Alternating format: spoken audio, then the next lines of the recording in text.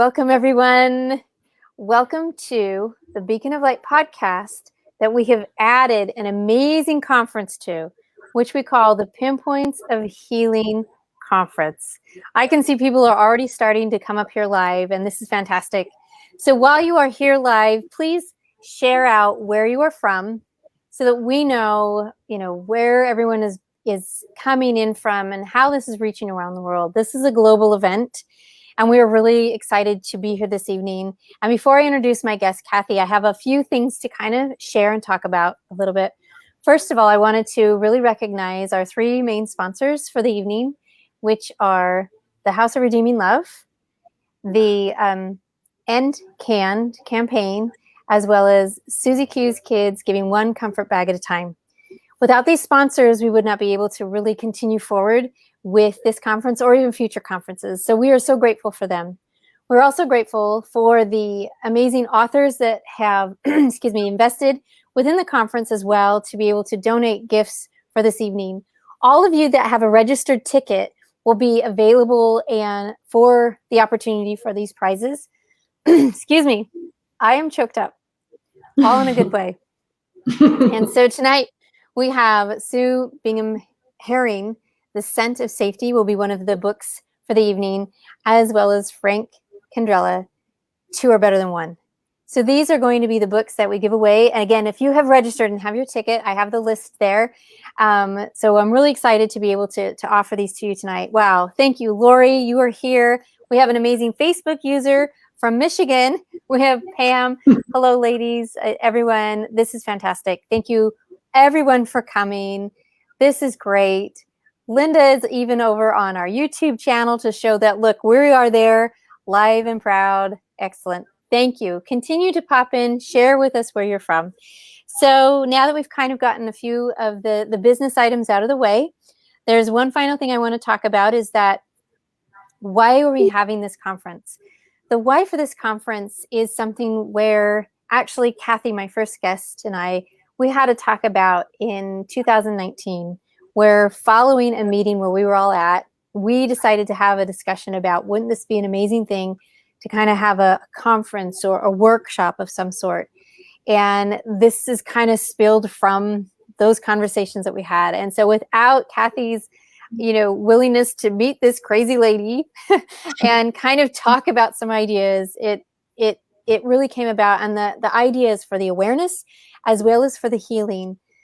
Everyone who's out there, we want to bring you into the healing process. We know the recognition of victimhood and of surviving. We hope to bring you into some bravery and some courage to start your healing journey. And thank you. Look at that. We've got Facebook user from Scotland that's here. Wow. We've got a lot of people here, Cathy, and this is fantastic. Just a few little notes of business left is that it will be at 7:30 p.m. Central Time, and here are the dates: April 1st, April 7th, 14th, 19th, 21st, 22nd, and 26th. We have them spread throughout the entire month because it's a month-long process that we are to remember the childhood abuse that happens, the sexual abuse that happens, unfortunately, the combination of childhood and sexual abuse that happens with an underlying feeling of domestic violence. So those are hard, serious topics, but the focus is we know that the scarring happens. Let's bring you into the healing. And I say the word scarring for a particular reason. And Cathy's going to be talking a little bit more about how the healing process has worked for her. And she is a beautiful author, an award-winning author at that, and has written this book called Broken to Beautifully Whole. And you can find it everywhere that books are sold, Amazon, Barnes & Noble, everywhere. Forgive me for not signing with all of this first business, so I apologize to my deaf audience out there. You can see as the ticker's running on underneath us is that Cathy Studer's topic tonight is why be broken when you can be gold.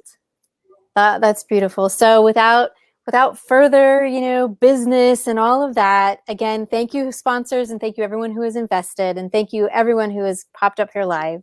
Let's introduce Miss Cathy Studer. Cathy on her own, like I said, has written this beautiful book. She's also a coach. She is also somebody that goes and speaks in a beautiful manner, and you will hear it tonight. And Cathy, if you would like to share anything else before we kind of jump in, the floor is open to you. Well, it's an honor to be here, April, and I thank you from the bottom of my heart for the invitation. And because of this conference, I want everyone to know that we are bringing out hope, healing, and empowerment. And we are raising awareness, because the reality is when we create this conversation, that conversation creates change, and change is exactly what we need right now. Abuse survives and thrives in silence. And tonight we are stopping that. We are breaking the silence, and we are creating those much needed conversations. So thank you. You are so welcome. I'm so excited to be here. And so everyone who's there, please share it. Please share it out. I'm going to share it with my groups here as well, making sure that everyone is on and everyone can be connected, because this is those important messages. We have been working for months and months in gathering all the information possible. So we make sure that it is up and going. It looks like it's great there. Again, sorry for this little bit of business here. It looks like it's great there. Awesome. Thank you, everybody. I see shares going out everywhere.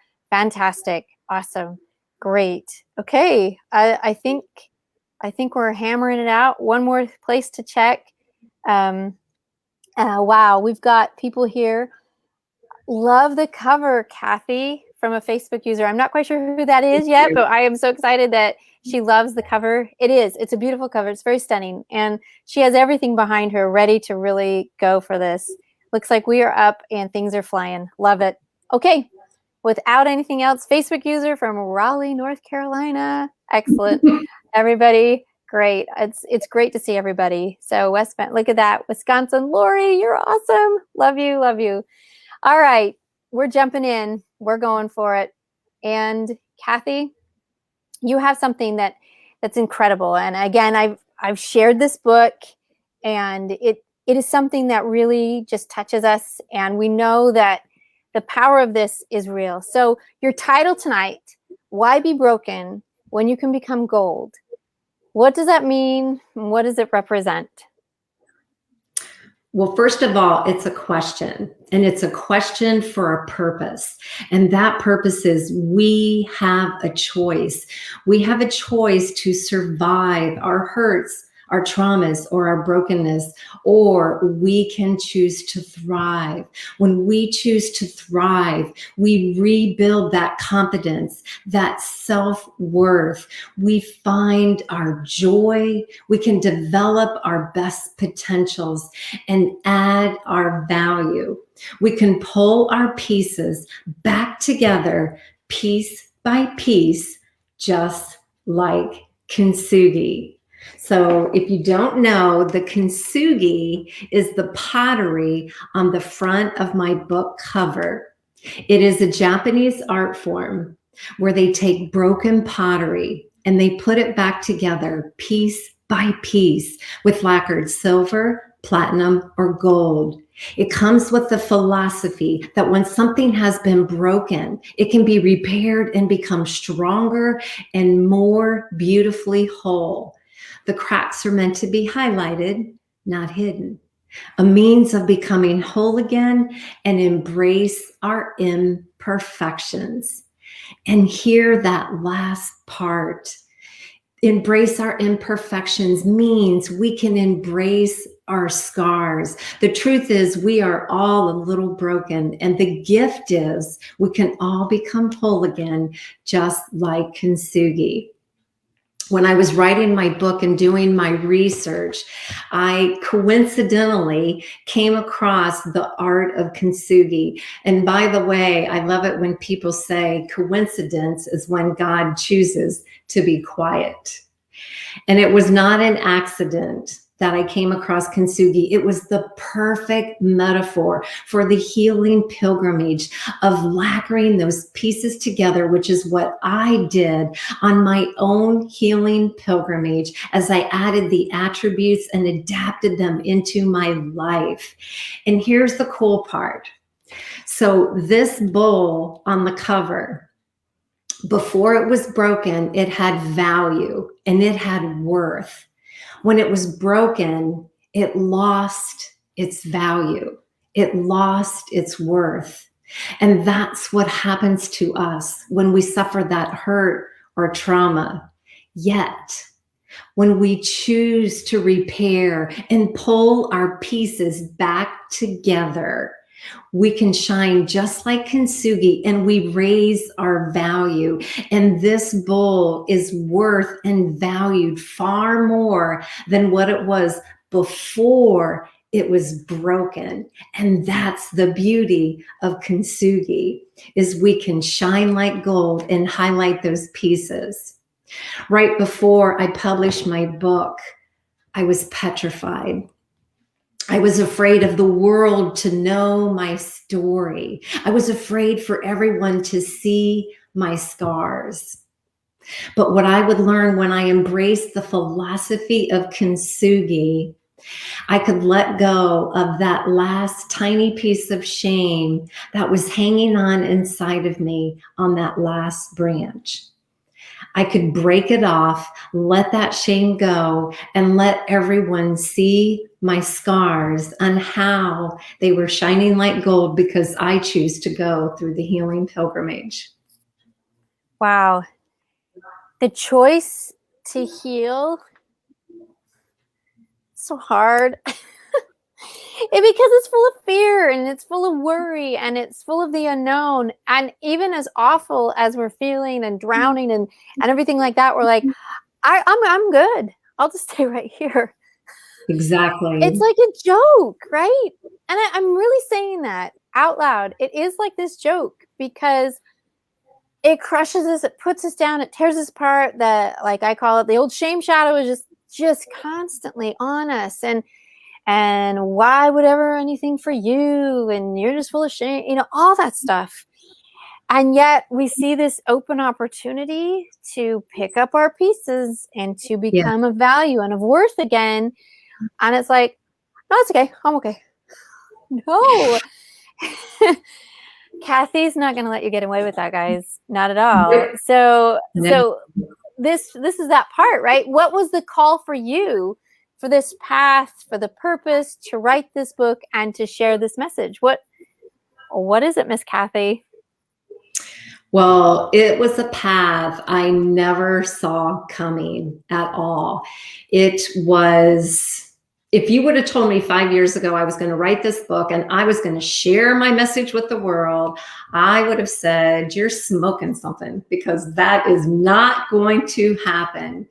However, I want to share a piece of paper with you first. This piece of paper is well over 40 years old.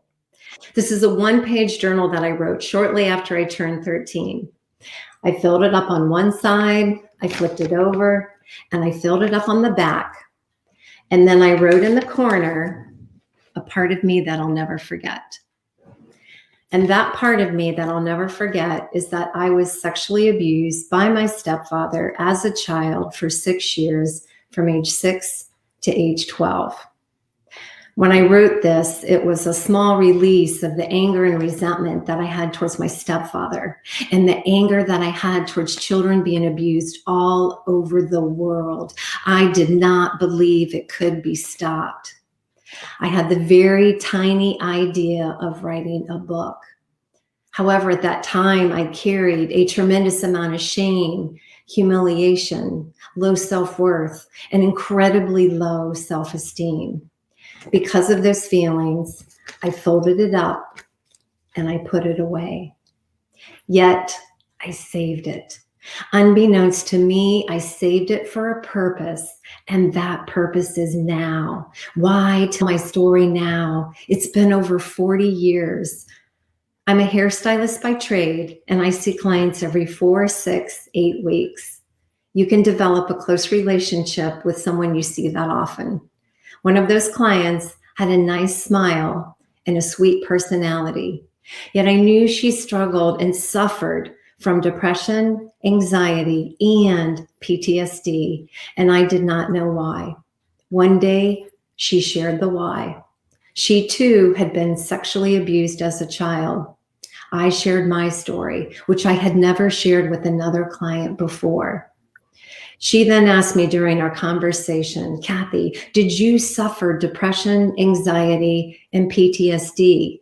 I paused. I had angst. I had worry. I had depressed days. And I had complete lack of trust with humanity. However, suffer, I did not.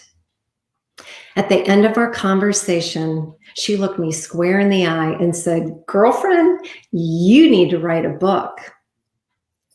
I laughed it off that day. I couldn't see the value, yet it laid on me in the days to come. And I reflected and asked this question: why do some people suffer trauma and go on to live fairly successful lives? And why do others suffer more? One person no better than another.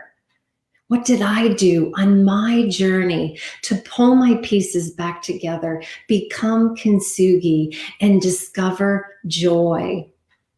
After great reflection and deep introspection, I started to take notes on index cards. I wrote down books that I loved, quotes that empowered me, scripture I drew strength from, and attributes I applied into my life. Now what do? I have an unorganized pile of index cards. Dare I write a book? Then I was invited to United Way Women's Leadership Network Talk. Brooke Axtell, who was a Grammy Award-winning singer, was speaking. She was sharing her message of survival, of how she became a victim of human trafficking by a family nanny, and then later in life became a victim of domestic violence. You see, when we suffer from one form of abuse, we are far more likely to suffer another, which is exactly why it is so critical for us to move through and out of our traumas. That night, I heard every word of Brooke's message. At the same time, I got my own, and it was a loud whisper. I was there that night for a purpose, and the purpose, it was time to write the book. Share your story. In the days to come, I started writing. Then the apprehension came. Less than 10 people knew my story. If I put this into a book, the world will know my story. As I said earlier, they will see my scars. I went back into that deep introspection, reflection, and prayer. Why me? Why now? I'm not a saint. I'm imperfect. I'm flawed. I'm dyslexic. I'm a very good writer, but I don't have a college degree. My message back: you're enough. It is time. Write the book.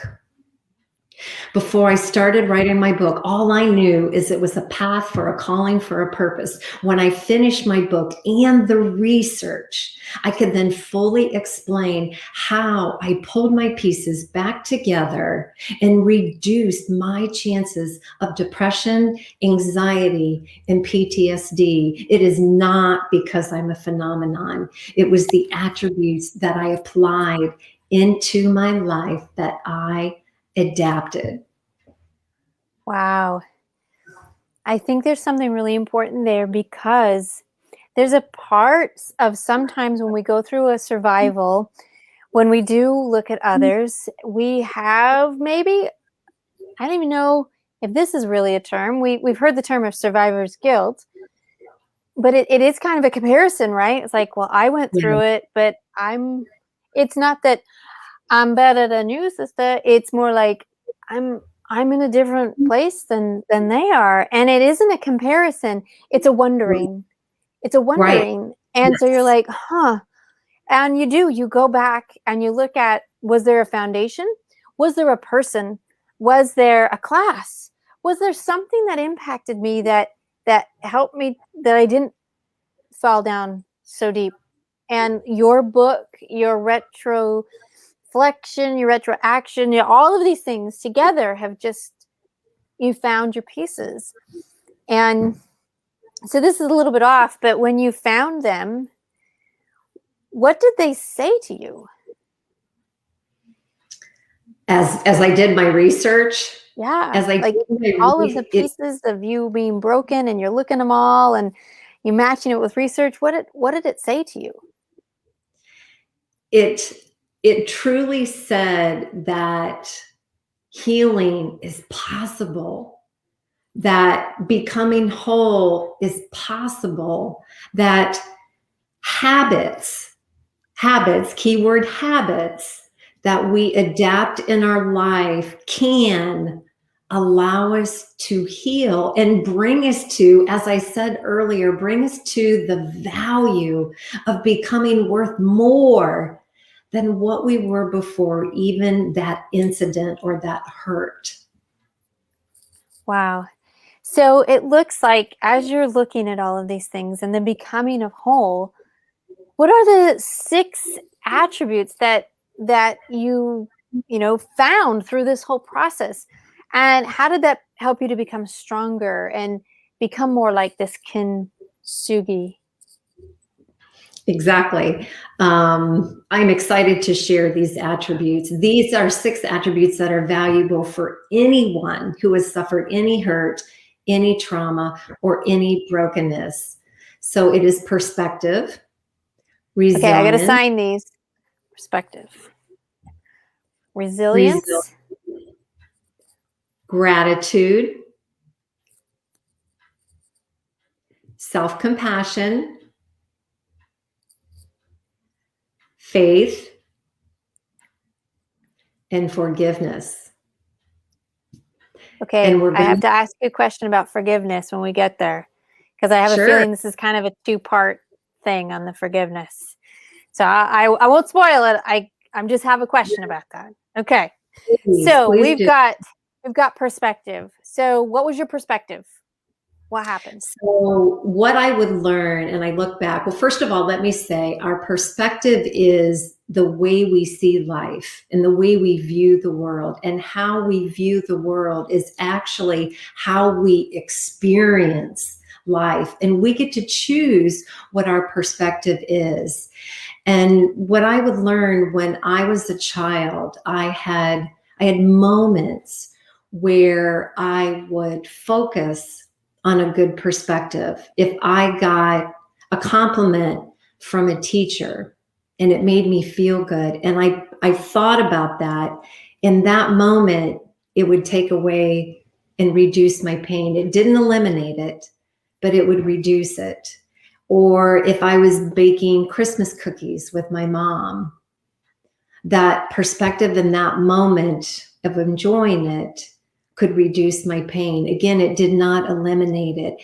And what I would learn is that my awareness, as small as it was, to hang on to a good perspective as hard as I could, allowed me to not be as broken. Yes, I was still broken, but it prevented me from being shattered because of the sexual abuse. And everybody knows the term glass half full, glass half empty. And we can have days of either or, and we can have days of being glass half empty. And that's okay. That's normal. That is life. But when it's not okay is when we live in the glass half empty. Hanging on to that negative perspective holds us back from healing. It holds us back from becoming our best self. And unfortunately, it propels anxiety. Now we're going to dive into resilience. So resilience is the ability to rise above our adversities, which builds our resilience. So just by surviving our hurts, traumas, or brokenness, we build our resilience. However, what I can tell you is if you have a continual negative, glass half empty view of the world, it actually tears down resilience, which is why each of the attributes and pieces that I'm giving to you tonight connect piece by piece. So there's different ways that we can build resilience. And one of my favorites is perseverance, perseverance to a goal, perseverance beyond our setbacks and failures, which are inevitable. We are all going to have setbacks and failures. But when we persevere to a goal, even after that loss, we build our resilience. And I share in my book, Broken to Beautifully Whole, many other ways that we can all build more resilience. Wow. That is Gratitude. intense. That is intense. Hang on a second. So with that, what I love is that you're making it really aware. You didn't ever say the P word. I didn't hear perfection in there at all. No. I did hear persistence. And perseverance. And that's great. And perseverance. Exactly. And that's right, because like anything, if you watch a baby, if you yourself have tried something hard, the falls, the scuffles, the red marks on your paper, whatever, that is the part of the life. And the trick is to have that back, learn, and throat punch the thing that's going to come up and be like, oh, well, it could have been fully red, right? And whatever all that negative is, you just stifle it because you know it's going to come. So you're like, beat it to it, right? And keep going with that resilience. Okay, now this is going to lead us into gratitude. Go ahead, Cathy. It is. No, but that's good. And just to add to that real quick, it means we get back off, we dust the gravel off our knees, and we keep going. So gratitude. So gratitude is being, here's a saying that I love. It is not happiness that makes us grateful. It is gratefulness that makes us happy. So think about that. It is within gratitude where we can find more joy, being grateful for the small things in life. And gratefulness connects to resilience, which connects to perspective. And what I would learn on my journey, if I could have those moments similar to the good perspective, if I could have those moments of of gratitude where I was grateful for playing a board game with my brother. I was grateful for going to get a haircut with my mom, and I was allowed to get a bottle of pop out of the pop machine. Those grateful moments would reduce my pain. Again, it didn't eliminate it, but it reduced it. And then when I went into adulthood and I dove further into my healing pilgrimage, I started a gratitude journal. And what I would learn is when I adapted that as habit, it actually started making me grow within my own joy, and it eliminated the shame. And what I would learn further when I did my research is when we truly adapt gratitude as a habit, it reworks the neurobiology in our brain, reducing our chances for depression, anxiety, and PTSD. And that is the gift of adapting gratitude as a habit. Wow. So you're saying it can really pre-program your entire brain and help almost act like a guardrail before you go off the cliff and down into these depressive moments. You kind of get bumped by that because you were in gratitude. And that's really key. I mean, that just a simple visual of that as we go along, because there are times when we feel the cliff coming. You're like, we're going. And if you can just be like, but today was a good day. Bump. I didn't go over. Oh, look at that. You know, it's just that part, another piece to it. Oh, this is beautiful. Okay. All right. Keep on rolling. This is great. Well, it is. And, you know, to continue that, every day is not good. Some days are not. They're just not. That's reality. However, we can find something good and every day. And that's the gift of gratitude. So next is self-compassion. So self-compassion is the ability to extend empathy and kindness towards oneself. And this was incredibly hard for me. I had zero self-compassion as a teenager and a young adult. And that was from the shame that I carried. And self-compassion raises our awareness to the self-conversations that we have. And sometimes we say things to ourselves that we would never say to our best friend. Sometimes we bully ourselves. I'm not good enough. I'm not smart enough. I'm not pretty enough. I'm not blank enough. What do we say?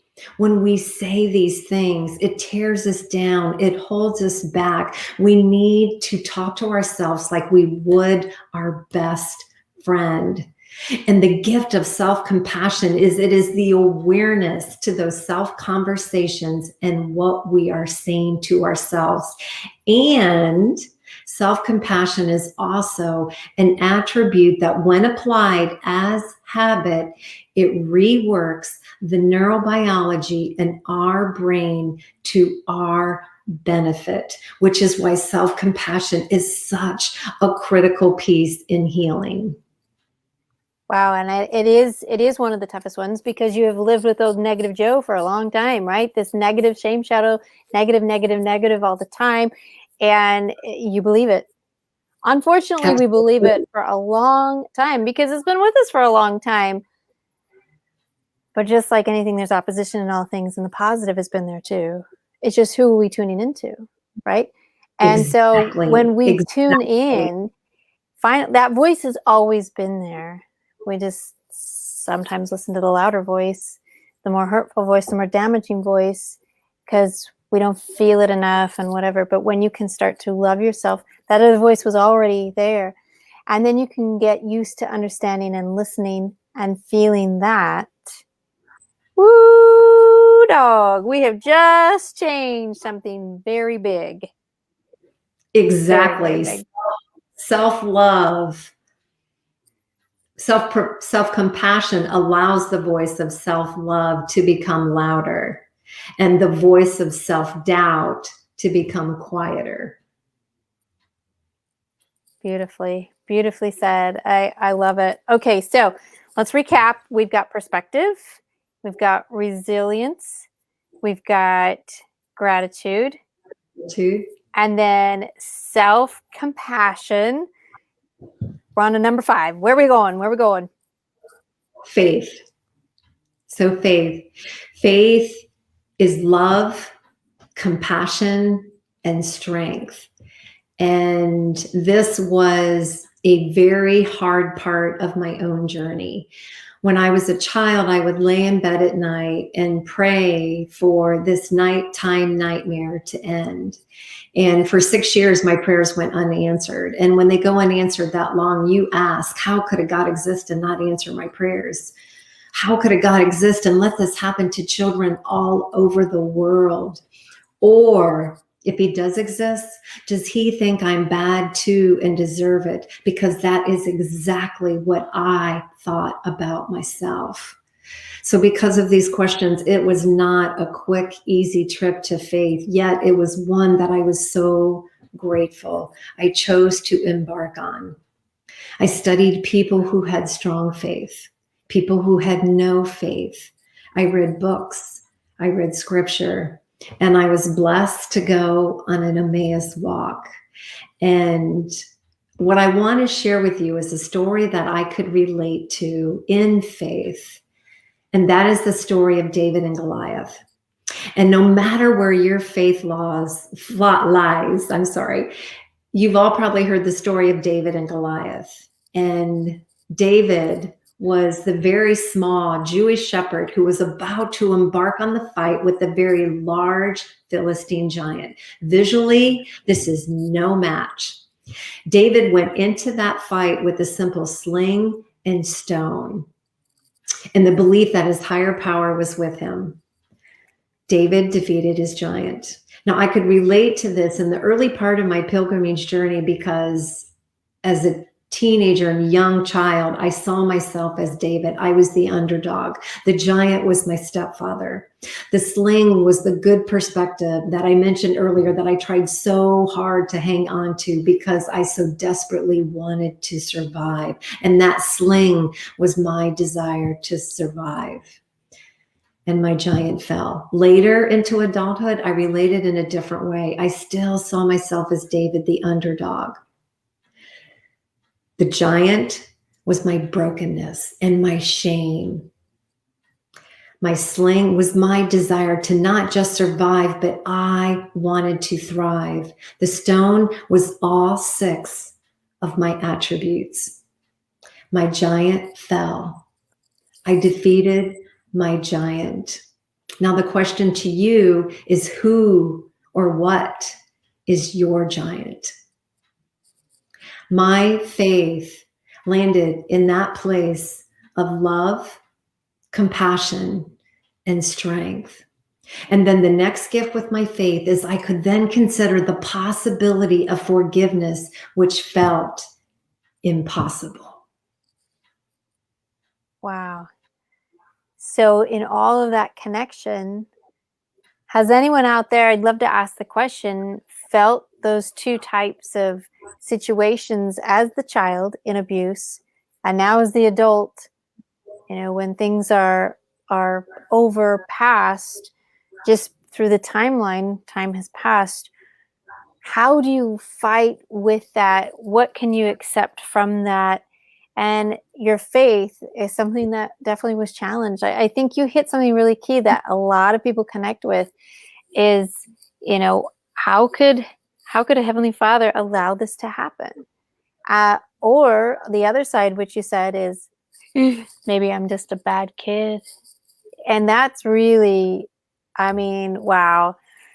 Satan, doubt, the negativity really plays on that. Like, you are the bad kid. Yep, you are. And whoosh, there it goes. But if we've got the gratitude there, guardrail of gratitude, baby, that's going to rebump us back. And I love it. And Linda says, thank you so much for sharing the story. I love David and Goliath's story. We can overcome the giants.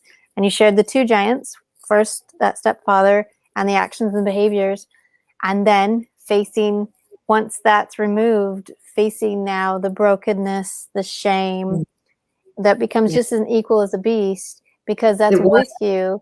And Absolutely. And no one sees that, but you hear it all the time and it just doesn't stop. So it is even bigger. You're like, great, now I got another one to face. But really, it ends up being that all things really can be possible with that faith. So what an amazing pilgrimage. Oh my gosh. Okay, that's number 5. So number 6, where are we headed? Forgiveness. Forgiveness is the act of forgiving. Definition is easy. The act is not. When someone has created an atrocity against you, I asked, what did my stepfather do to deserve my forgiveness? How do you forgive someone who stripped you of your childhood innocence? He never said he was sorry. And what I would learn on my own healing pilgrimage is that forgiveness was not about him. Forgiveness was about me. And there's a saying that I love, holding on to anger and resentment is like drinking poison, but expecting the other person to die. We think it hurts them, but it doesn't.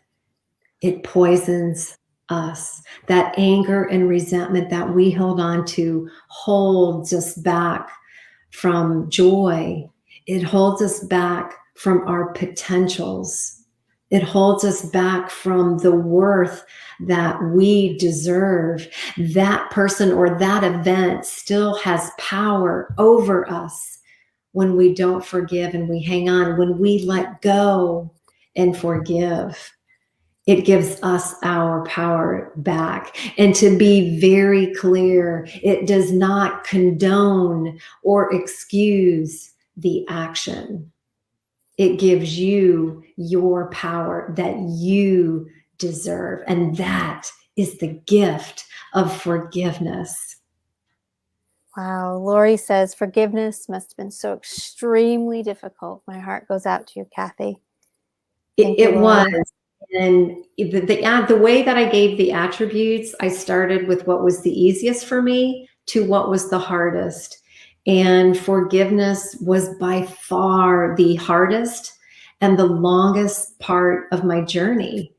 And I'm grateful to my faith, because I honestly don't know if I could have found forgiveness without my faith. And my faith took a while too. But yet, honestly, I can say I do believe forgiveness was the last piece pulling me back together, allowing me to become fully whole again and become kintsugi. Yes, for sure. It is so powerful. Forgiveness is for everyone.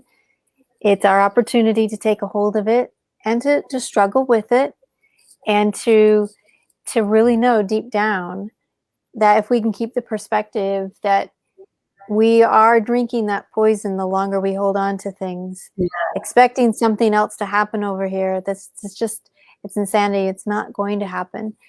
Sometimes I just think about when things are tough, and I love this sign. It's called perseveration. Like, I can't let it go. I'm on it. It's just going to be stuck there forever. When it's just going again and again, like the washing machine in your head, it just does, the spin cycle never stops. And I have this idea, like, well, you're still here, so why not just try the opposite for a second? And it just breaks I love that. everything. And you're like, oh, I just had to step off the spinning wheel. Oh, I just had to step out of the way just a second, just do something the opposite. Like, no, I'm going to hold on to this forever. What if you just let it go? I don't know. Oh, look at that horizon. I'm just really showing the visual, but really sometimes it has to be that simple to be like, well, how well has that worked for you so far? Yeah, exactly. Well, maybe it hasn't. Maybe it hasn't. Maybe there's a better way. Exactly. So trying to, it is. It's very true. Everyone here has been putting down such fantastic comments, and I appreciate it so much. Without faith, hopeless is to overcome this. I mean, gratitude looks like everything that you've been hitting tonight is chiming in with so many people. And Lori then said, I'm so glad that you found forgiveness and can become whole again. So these 6 attributes, all of these pieces that are together. And, I know now we've got a few minutes left here talking about statistics.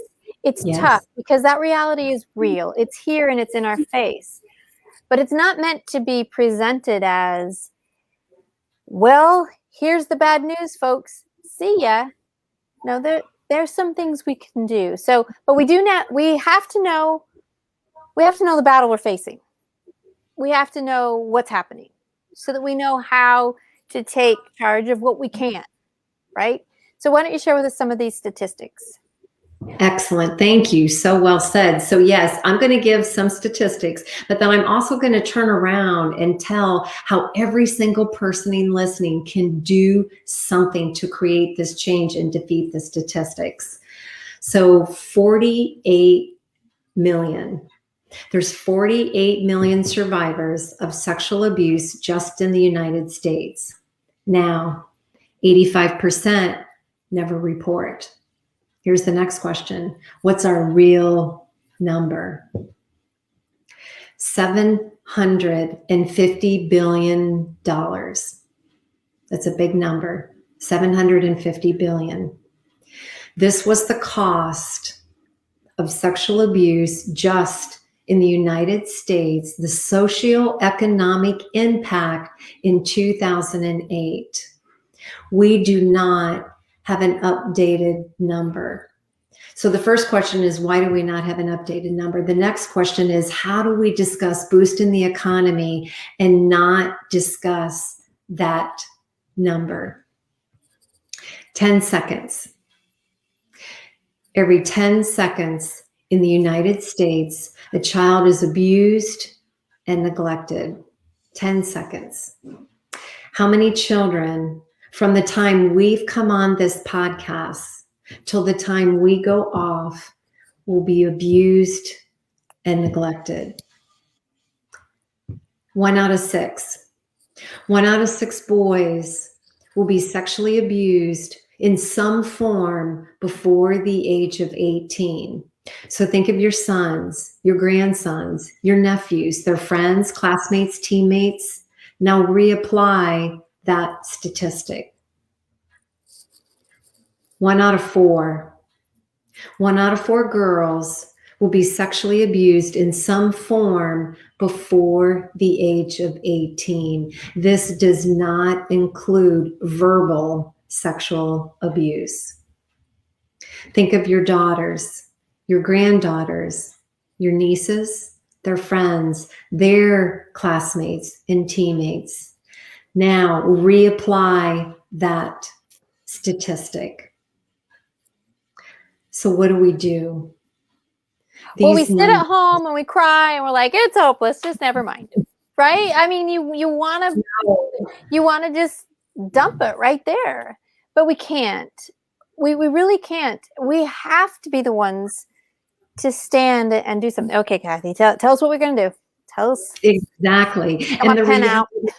Yes, no, thank you. The statistics are uncomfortable, but this is our reality. But we can take an action. Number 1, as a survivor, we can break the silence, even if we just tell one person.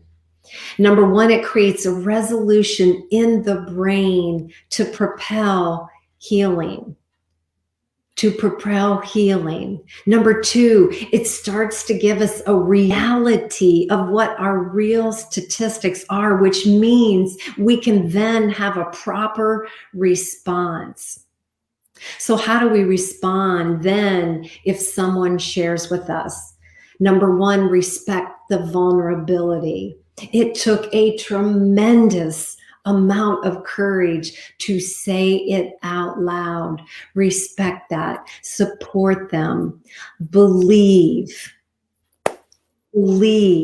Investigate, but believe. The Justice Department will share with us that 97 to 98% of reported cases prove to be true, yet only 33% of parents believe after their child tells them. Now think about that. 97 to 98% prove to be true, yet only 33% of parents believe. We have a mass disconnect. And here's the problem with that. When a child or a young adult or a youth has undergone a trauma or a sexual abuse, it creates an impact in the neural pathway in the brain. When a child is then believed, it helps release or start to loosen up that impact in the brain. When they're not believed, and please hear this and please share this, it's a double trauma.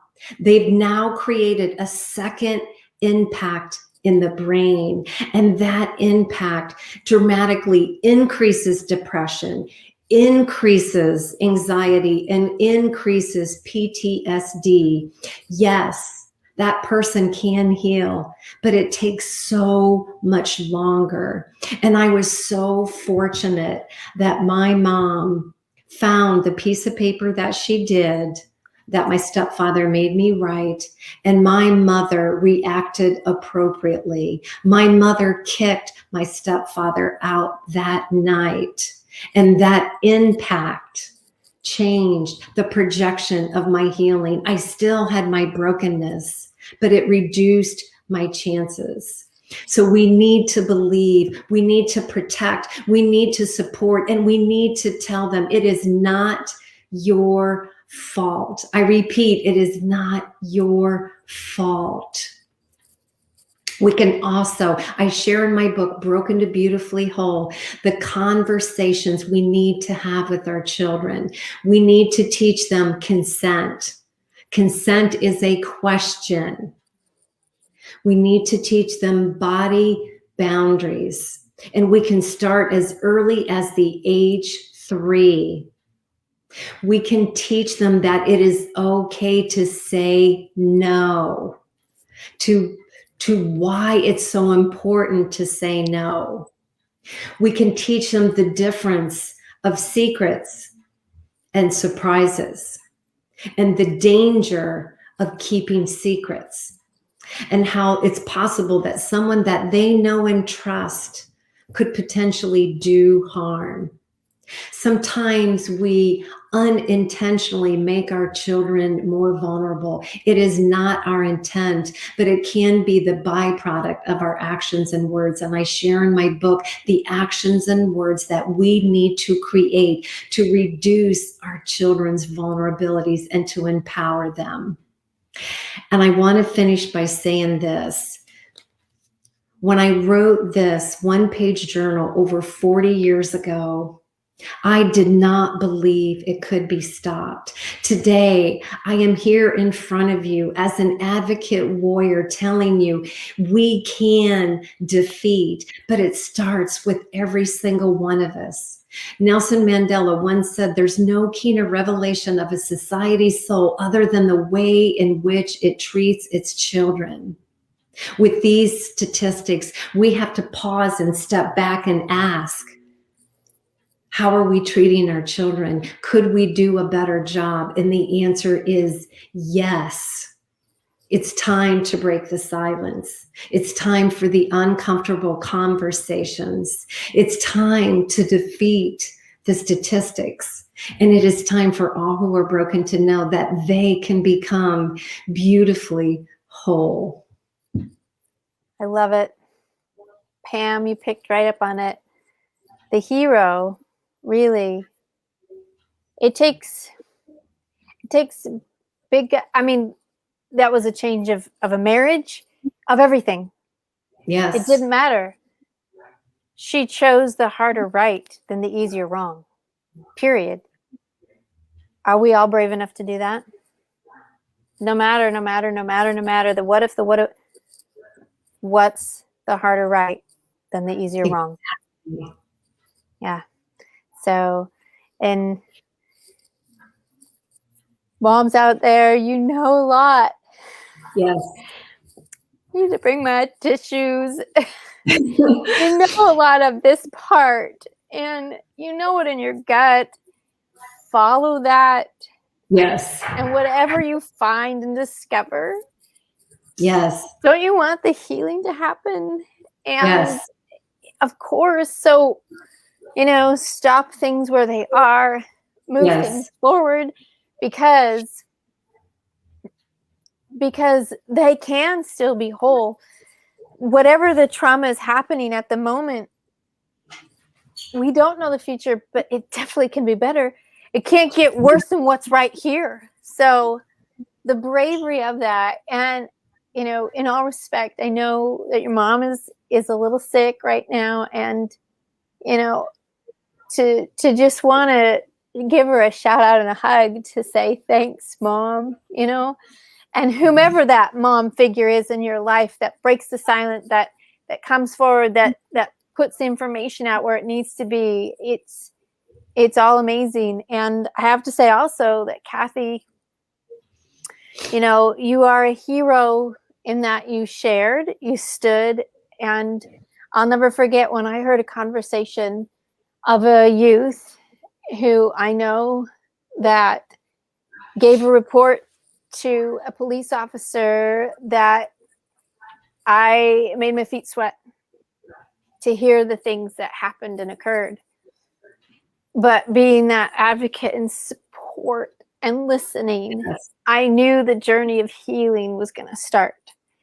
And Absolutely. That's the part. I'm like, okay, so we're 17. We got a whole lifetime ahead. It's not this act that's been happening for months and months. This does not define us. We can go forward and through, and there's going to be so much more beyond. And that's really hopeful. That is just amazingly hopeful. And I think that, in essence, thinking about the person that first, was like, I wonder if I could stick this back together. And I wonder what would happen if we used gold. I mean, the wisdom in that, and, in starting all of this, why not, So it is that crusade. And everyone out there today, I mean, we've got Pam, Linda, Mary, Lori. There's so many of you. And I have these cute Facebook users, John, Louise, so many of you out there. What do you do after you hear a story like Cathy's? Impacted for the night, or what's your action tomorrow? What are you going to do? That is a question. I mean, if you want to put down the answer here, that'd be great. But if you don't have the answer quite yet, that's okay. Read Cathy's book. There are ways to do this. And if you are that grandma that has the year, right? My 2 teenage daughters gravitates towards mom and my mom, and they just love her to pieces, and they chat it all up. And I know they share the things that, not ours, shared with mom, and that's okay. That's okay, because I know they have a safe place to land. And I know that when they talk about things, I know my mom's heart, and I know her straightforwardness of what she'll share. And they love and accept that. And so it's great. So if we can be that part, if we can be that person, if we can be that place, that is amazing. And so, take some action on this. And if anyone is out there who has suffered, who has identified with this and has squeaked out the me too, it's time to start your healing journey. We want you to become beautifully whole. Trust in what Cathy has said. Yes, exactly. If you have light, you have light. And with that life and light, you deserve to be someone to shine. Never forget that. Always. Wow, Cathy, my goodness. We've had so many great things happening on this amazing evening. And I don't want to stop everything, but we do want to be able to show again and recognize all of our sponsors and everyone for this evening. Again, we wanted to thank NCAN and the Hope of Redeeming Love, as well as Susie Q's kids, giving one bag of comfort, giving comfort one bag at a time. Make sure I get that. Mary will probably type it out there again for me, for my brain to remember. We also wanted to thank Dr. Frank Candrella, as well as Sue Bingham Herring. Thank you so much for being a part of this tonight and investing. And so it's going to be time really quickly to be able to share some of these prizes out. But before we do, Cathy, is there anything else that you would like to share with us before we close this up for this evening? So speaking of NCAN, I'm so excited for this. So NCAN is the National Foundation to End Childhood Abuse and Neglect. And I was honored that the co-directors wrote 2 endorsements within my book. And they are creating the first ever walk to defeat childhood abuse. Right now, one does not exist. We've got walks for almost every type of cancer, leukemia, heart disease, Alzheimer's, as well we should, suicide prevention. These are all important, but there is nothing out there for childhood abuse. So we're creating the first one. There's going to be 4 lead cities, and Columbus, Ohio is one of them, where I live.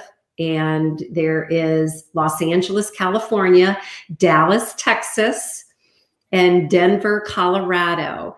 And in Columbus, Ohio, I am the event leader, and I am excited to be a part of something that will create change, raise awareness, and be that advocacy. So it is the last week of September and the first weekend of October. Mark your calendars. And if you want to follow me on Facebook at Broken to Beautifully Whole, or a part of my group, Becoming Kintsugi Group, I will have more information to come. But I'm so excited about this. And lastly, I would say I was fortunate to talk to a couple different CASA groups. And CASA stands for Court Appointed Special Advocates. And with one of the groups, during our conversation, we talked about the idea of taking my 6 attributes and putting them into a set of children's books. And here's why. I think the most powerful part of my book is how attributes that we apply into our life as habits can rework our brain in a healthy manner. Right now, too many people are suffering depression. Too many people suffer from anxiety and PTSD. What if we planted the seed in a child? We maybe can't eliminate it, but I can promise you the more seeds we plant in children, the more we can reduce it, because life is going to happen. Hurts and traumas are going to happen. Let's work and grow those healthy mindsets. So, April, thank you. This has been an incredible honor and allowing me to share this message and promote healing, promote awareness, because this is so critical this month. It is. It is so critical. And thank you for being a part of it, for having these crazy discussions with me. I mean, I was so forever grateful. Thank you, Lori, I think Lori. you said this beautifully. Cathy, what a powerful story. Thank you so much for sharing a difficult part of your life. Again, you changed lives by sharing your story. I'm going to have to order your book right after this interview. Yes. Yes, that's what we want to hear. Yes. And it is beautiful. And I'm telling you what, if you're an Audible lady like I am because of just time and everything else, Cathy reads this book. Do that again. You're gonna make me cry again. I'm sorry. Cathy reads this book, and well, apparently you can see the impact that it has. To hear it in her own words, and listening to it, the power of it is right there. And I imagined her as that little girl. I imagined the challenges. I imagined this lion of a mother that just, oh my gosh, I was shocked. I was shocked at that part, but excitedly shocked, but like, don't mess. That was the word for your mom. I'm like, don't mess. Like, she was so incredible. And the way your voice carries through it, it's amazing. So get it any way you can. But I'm telling you what, when I heard it, it just brought it all home to amazing, amazing places. Okay, note to self, bring a whole bunch of tissues over here, because I don't think my yogurt packet's gonna work right there. Oh my gosh. All right, everybody. Incredible evening. Thank you, everybody, so much for coming and being a part of this. Thank you for joining us. Yes, I'm going to now give away these two lovely, amazing books. And thank you, authors. Thank you, Frank, and thank you, Sue, for being a part of this particular evening. And so here we go. We're gonna give things a roll and see how these things go. And our first book and award goes to Lori Chowinski. Lori, thank you so much for being a part of this. And you tell me which one you want. You tell me, and we'll send them off to you. Either Frank's book of Two Are Better Than One, or The Scent of Safety by Sue Bingham Herring. And thank you so much for being one of our winners this evening, Lori. Fantastic job. I'm just so honored that you've been here. You've been doing amazing things in the community. And so I'm going to put all this down. So let's see. Where is she? All right. I'm going to send you The Scent of Safety. Here we go. There we go. The Scent of Safety. And we have got one more this evening for Frank, that two are better than one. And let's see who that will be on tonight. Oh my gosh.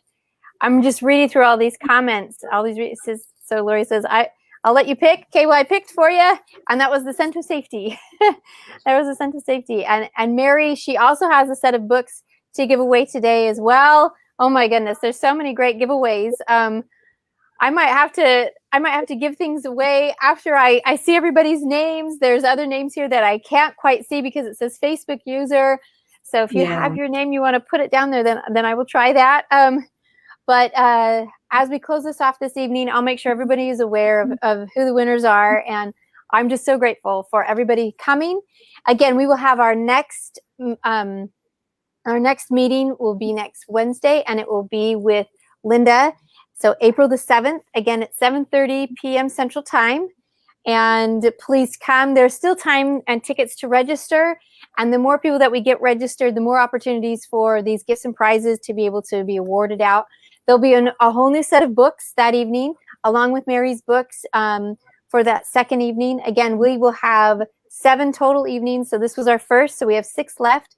So please come and enjoy. We'll put down all further information within the comments. And thank you again, House of Redeeming Love, and Can, and Susie Q's Kids, giving away 1 comfort bag at a time.